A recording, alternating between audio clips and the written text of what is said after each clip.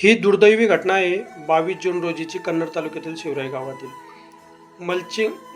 मल्चिंगच्या वावरामध्ये मिरची लागवड करत असताना हाताला सापाने चावा घेतला आणि 22 वर्षीय विवाहित असलेली रोहिणीताई यांचा दुर्दैवी मृत्यू झाला।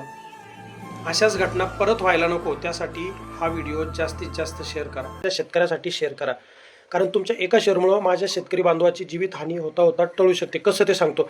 आता आपण शेतामध्ये काम करतो तर मिरच्यांच्या वावरामध्ये मल्चिंग असते, टमाट्याच्या वावरामध्ये मल्चिंग असते, वालाच्या वगैरे अशा बऱ्याच काही जण कपाशीला सुद्धा मल्चिंग करतात। तर मित्रांनो, तुम्ही खाली व्हिडिओमध्ये बघू शकतात की त्या मल्चिंगमध्ये भला मोठा नाग जाऊन बसलेला आहे। एवढं बरं झालं की त्या भाऊने त्या नागाला बघितलं, अन्यथा आपण आपल्या कामामध्ये असतो।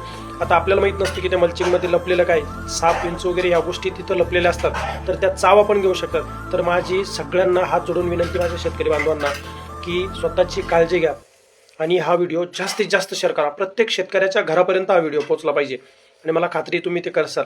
जय जवान जय किसान। काळजी घ्या, सतर्क राहा।